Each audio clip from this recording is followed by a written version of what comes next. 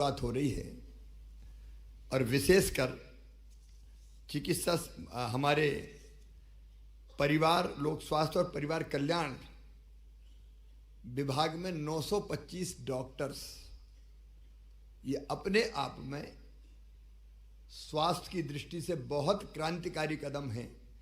एक साथ 925 डॉक्टर अब इलाज के लिए अपने अपने अस्पतालों में चिकित्सालयों में यहाँ से प्रस्थान करेंगे।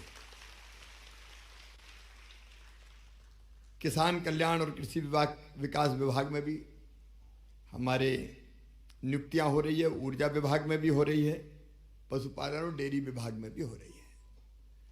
अक्सर ऐसी परंपरा नहीं थी कि नियुक्ति के पहले आप सबको यहां बुला के नियुक्ति पत्र दिए जाएं, लेकिन मैंने कहा कि जब आप सेवा में अपना जीवन समर्पित कर रहे हैं तो जाने के पहले एक बार मैं भी जी भर के आपको देख लूं।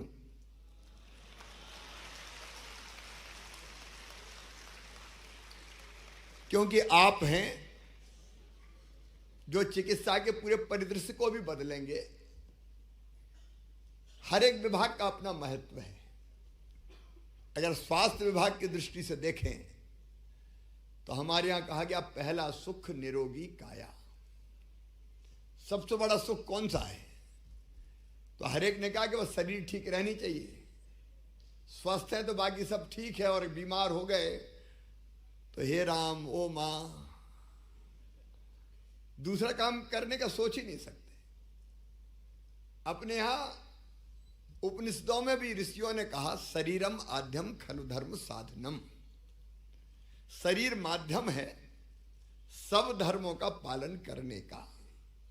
शरीर स्वस्थ है तो आप दुनिया में हर काम कर सकेंगे, और शरीर अगर स्वस्थ नहीं है, हमेशा आप बीमार रहते हैं, तो आप परिवार के ऊपर भी बोझ है और कई बार खुद के ऊपर भी आप बोझ लगने लगते हैं।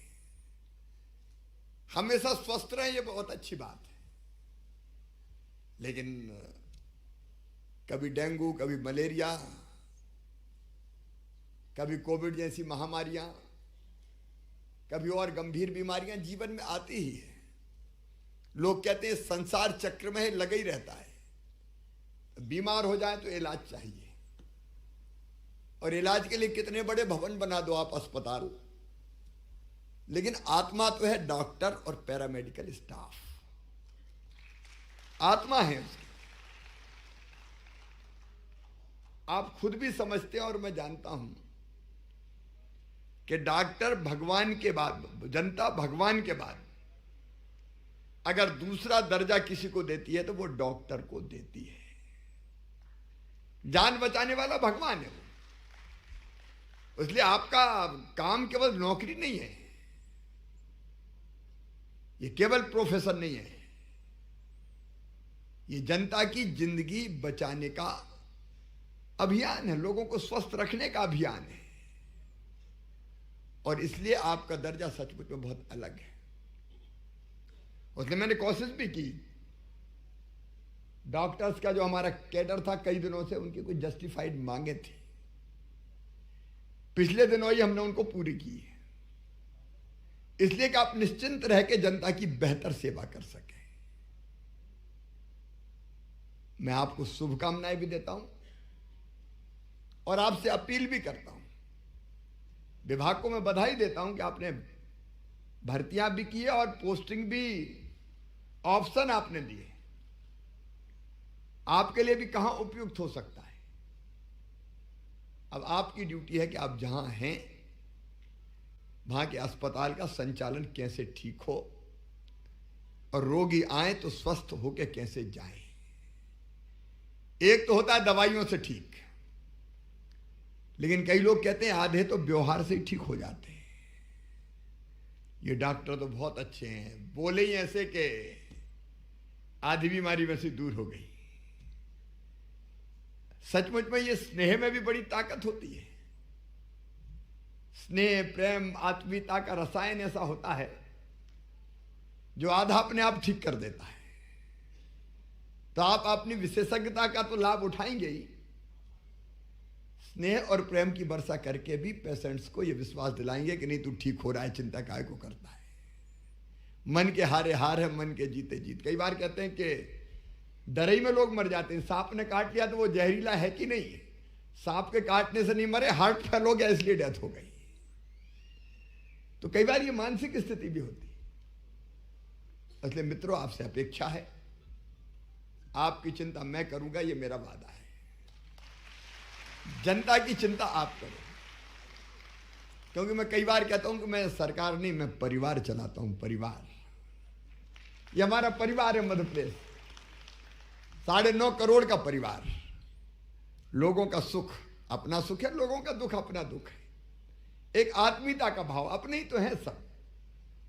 आत्मवत सर्वभूतेषु, अपने जैसा सबको मानो, तो जैसे मेरा दुख वैसे दूसरे का दुख, और उसको मैं कैसे दूर कर सकता हूं।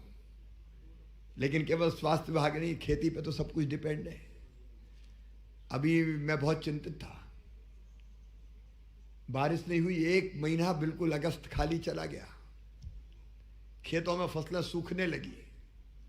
बिजली की डिमांड, सारे पीएस हमारे बैठे हैं, कृषि के भी, बिजली वाले भी, इन्होंने कहा कि साहब पूर्ति उर्ति हम नहीं कर सकते। बिजली की मांग और आपूर्ति में अंतर इतना हो गया कि 8-9 हजार मेगावाट लगती थी, अब 15,000 मेगावाट की खपत हो गई, क्योंकि खेतों में पानी देने के लिए हर एक की मोटर चालू हो गई। अब मुझे समझ नहीं आ रहा था क्या करूं, तो मुझे एक ही रास्ता दिखा कि शिवराज चला जा महाकाल महाराज की शरण में और कह दे कि पानी गिराओ महाराज। तो मैं 10-12 दिन पहले ही, पिछले सोमवार को उज्जैन चला गया और मैंने कहा कि कृपा की वर्षा कर दो। प्रार्थना अगर यहां से की जाती है तो सुनी जाती है। और आज अब मुझे संजय दुबे बता रहे थे, अशोक बंडवाल तो खुश हैं ही, चिंता ये है कि फसलें अब खराब ना हो। अभी तो खराब नहीं हुई, थोड़ी बहुत कहीं नुकसान हुआ था, पानी से फायदा है, लेकिन इनके डैम सारे भर गए। अब तो पानी की बिजली भी हम खूब बनाएंगे, फसलें भी अच्छी होगी। और मैं एक बात बताना चाहता हूं, मध्य प्रदेश की प्रगति और विकास का आधार खेती है। मित्रों, मैं आपको बताना चाहता हूं कि मध्य प्रदेश की एग्रीकल्चर ग्रोथ कई वर्षों तक बीच बीच में 18+ भी रही है। इतना उत्पादन बढ़ा है हमारा। मैं एक ही आंकड़ा आपको बताऊंगा कि 2003-04 तक 159 लाख मीट्रिक टन अन्न का उत्पादन था, अब हो गया 619 लाख मीट्रिक टन के भी ऊपर। और आप देखिए, ये फायदा केवल किसान का नहीं है। किसान के पास पैसा आता है तो व्यापारी की दुकान चलती है, वो सामान खरीदने जाता है, सबसे बड़ा उपभोक्ता है वो। कोई 4 व्हीलर खरीद रहा है, कोई 2 व्हीलर खरीद रहा है, कोई फ्रिज खरीद रहा है, कोई टीवी खरीद रहा है, कोई कपड़े खरीद रहा है। व्यापारी की दुकान चली तो कारखानों में जो माल बनता है वो उठा तो पूंजी का निर्माण हुआ, पूंजी का निर्माण हुआ तो नया निवेश आया, नए कारखाने खुले। अर्थव्यवस्था का चक्र अपना ऐसा चला कि मध्य प्रदेश की जीएसडीपी जो कभी हुआ करती थी 3-4 में 71,000 करोड़ की, आज 15 लाख करोड़ टच कर रही है, 15 लाख करोड़। और उसी का परिणाम है कि हमारा बजट बढ़ता जा रहा है। मध्य प्रदेश का बजट था 2003-04 में केवल 23,000 करोड़, उसको 1 लाख करोड़ के पार ले जाने में 2012 आ गया। 2 लाख करोड़ मैंने क्रॉस किया 2020-21 में, और इस साल 3,14,000 करोड़ का बजट हमने दिया है। और जब पैसा हमारे पास आया तो आपकी नियुक्ति भी कर रहे हैं, नहीं वैसे ही काम चलाते थे। लाडली बहना योजना भी बना रहे हैं, भांजे भांजियों को लैपटॉप भी बांट रहे हैं, स्कूटी भी दे रहे हैं। तो ये चमत्कार पूरा वर्षा, खेती, ये सब एक दूसरे से संबंधित है। और इसलिए एग्रीकल्चर विभाग को लगातार मेहनत करती रहनी। सिंचाई 7 लाख हेक्टेयर में होती थी, अब 47 लाख हेक्टेयर में कर रहे हैं, और 65 लाख हेक्टेयर तक अभी ले जाएंगे। तो लगातार प्रगति और विकास का महायज्ञ अपना चल रहा है। बिजली के बिना सब सूना होता है। आजकल बिजली 2 घंटे भी, एक जमाना था जब हम पढ़ते थे तो कभी आती कम थी, जाती ज्यादा थी। सही बता रहा हूं, 2 घंटा 3 घंटा। तुमने तो मामा का राज देखा है, वो देखा ही नहीं है पुराना वाला। जब बिजली के लिए तरसते थे लोग, कभी कभी आती थी तो लोग कहते थे आ गई आ गई आ गई, लेकिन अब पर्याप्त बिजली दे रहे हैं। कई नए पावर प्लांट लगाते जा रहे हो, कई नवाचार हो रहे हैं मध्य प्रदेश में। अपन ने ओमकारेश्वर में तय किया कि जो बांध है उसकी सतह पर, पानी की सतह पर फ्लोटिंग पावर प्लांट भी हम लगा रहे हैं, सोलर पावर प्लांट। बांध में तैरेंगी सोलर पैनल, सूरज उससे बिजली बनेगी और पानी भाप बन के भी नहीं उड़ेगा। आम के आम गुठलियों के दाम, ऐसी कई तरीके भी हम निकाल रहे हैं। अब बिजली की कमी नहीं रहेगी और बिजली विभाग ने भी अपनी भर्तियां की है। लेकिन देखो अपना देश ऐसा है जो केवल मनुष्य की बात नहीं करता। हम लोग कहते हैं कि धर्म की जय हो, अधर्म का नाश हो और प्राणियों में सद्भावना हो। कभी ना कभी ये आपने लगाया होगा, प्राणियों में सद्भावना हो और विश्व का कल्याण। देखो ये साधारण घटना नहीं है, ये भारतीय है जो कहता है प्राणियों में सद्भावना और केवल मेरा नहीं विश्व का कल्याण हो। कितना बड़ा सोच है ये भारत का, यही तो सनातन सोच है। और कुछ लोग इसी पे उंगलियां उठा रहे हैं, सनातन को डेंगू और मलेरिया पता नहीं क्या क्या बता रहे हैं। लेकिन सनातन का ना आदि है ना अंत है, ये तो अनंत है और कोई खत्म भी नहीं कर सकता इसे। कई आए और कई चले गए, लेकिन सनातन तब भी था, सनातन आज भी है और आगे भी रहेगा। और इसलिए प्राणियों में सद्भावना हो तो पशुओं का भी कल्याण हो। हमने तो एक ही चेतना सब में मानी, मनुष्य मात्र में एक चेतना, इसलिए हम सब एक हैं। और वही चेतना हमने पशु पक्षियों में भी मानी। आज मैं वैसे समय कम है लेकिन और विषय से भटक भी रहा हूं, लेकिन दिल में जो आ रहा है कहता जा रहा हूं। आप देखो अपने यहां 10 अवतार माने, उनमें से 3 माने पशुओं के रूप में, 12 मत्स्य कूर्म, और चौथा नरसिंह का आधा मनुष्य और आधा पशु के रूप में। इसके पीछे भाव क्या है? पशुओं को भी आदर से देखो, आत्मभाव से देखो। 33 करोड़ देवताओं का वास गौ माता में, उनके बिना अपना काम नहीं चल सकता। देखिए दुनिया तब चलेगी जब संतुलन हो। तो मनुष्य भी चाहिए, पशु पक्षियों के लिए भी स्थान चाहिए, जीव जंतु कीट पतंगे पेड़ पौधे सब जरूरी है। जब मैं एक चेतना की बात करता हूं तो मनुष्यों में भी है, पशुओं में भी है, पेड़ पौधों में भी है। इसलिए तो बट के वृक्ष की पूजा, पीपल की पूजा, तुलसी का पौधा हमें भेंट किया गया। इसका मतलब पेड़ पौधों के बिना साइंटिफिक तरीके से देखें तो ऑक्सीजन तो वो ही देते हैं, जिंदा ही नहीं रह सकते आप। उनके कारण वर्षा होती है। तो ये सोच पूरी तरह वैज्ञानिक सोच है। नदियों को हमने मां कह के बुलाया। अब कोई मजाक उड़ा सकता है कि नदी कभी मां होती है। मैंने कहा हाँ होती है। नदियों के किनारे तो सारी सभ्यता और संस्कृतियां पनपी। सूर्य देवताभ्याम नमः। अगर वो ऊर्जा ना दे तो दुनिया ही खत्म हो जाए। तो जो देता है वो देवता। पेड़ पौधे ऑक्सीजन देते हैं तो वो भी देवता है। पूजो पीपल को, पूजो तुलसी को। ये साइंटिफिक सोच है। और इसलिए हमने पशुओं की भी चिंता की। और इसलिए पशुपालन और डेयरी विभाग ने भी अपने भर्तियां की है। हर विभाग का अपना महत्व है। मैं सबको बहुत बधाई देता हूं, शुभकामनाएं देता हूं। पूरी कर्तव्य निष्ठा के साथ अपना काम करो। देखो 2 दृष्टिकोण हो सकते हैं। एक ये कि मैं जब इस सेवा में आया हूं तो पूरी जी जान से जो ड्यूटी मेरी, इलाज करना है तो इलाज करूंगा, कृषि का उत्पादन बढ़ाना तो उसमें लगूंगा, बिजली उत्पादित करना तो उसमें लगूंगा, पशुओं की सुरक्षा करनी है तो उसमें लगूंगा। दूध एक बड़ा व्यवसाय है, आज भी जरूरत भी है। एक भाव तो ये होता है। दूसरा भाव ये होता है कि अब तो पक्की हो गई जिंदगी भर की, अब काय की चिंता।